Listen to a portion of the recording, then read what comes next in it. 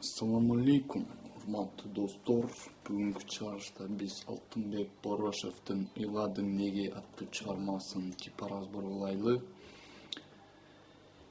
Биринчи аккордторун көрсөтүп берем, кийин разбор болгондон кийин аягында ошо ыр менен коштоп кандай болуп алмашат экенин, кандай жерде кайсы аккорд колдонулат экенин көрсөтүп берем, урматтуу достор.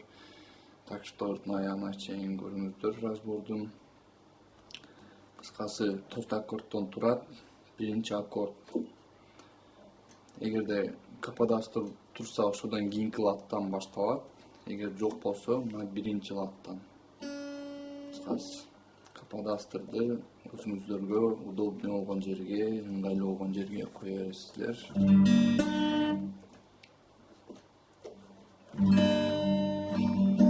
Биринчи аккорд, мына экинчи кыл, үчүнчү кыл, төртүнчү кыл.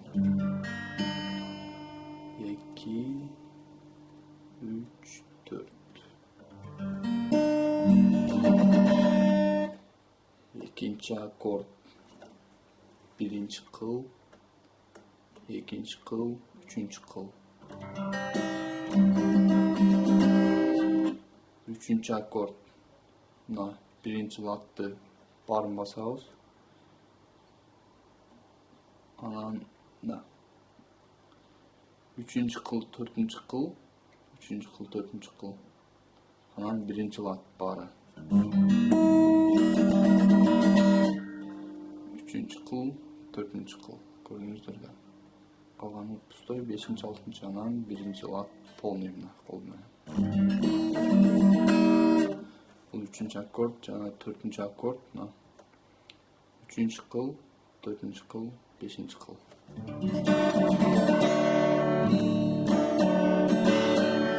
Ушундай достор.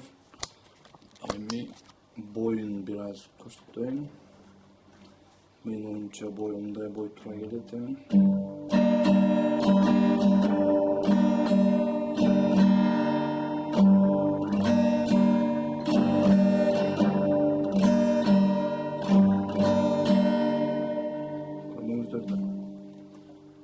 Кыска, өдө.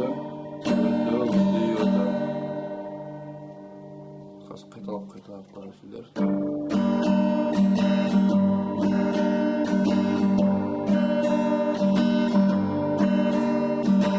Кыска урганда ылдыйкы 2 кылга тийбешке аракет кылсаңыздар кичине жакшыраак болот.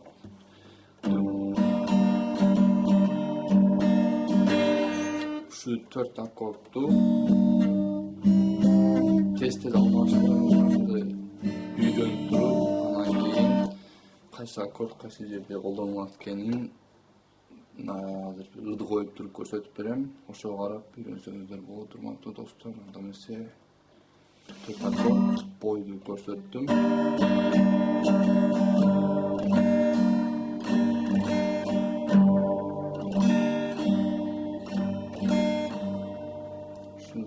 Тура келет. Мынаке ырды, анда эмесе баштайлы.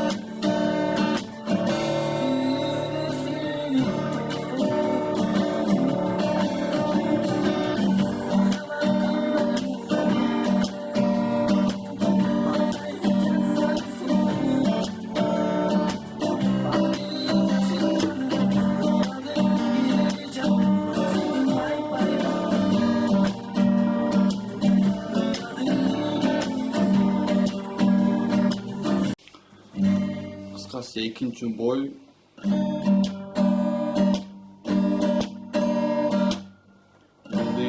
удар, удар.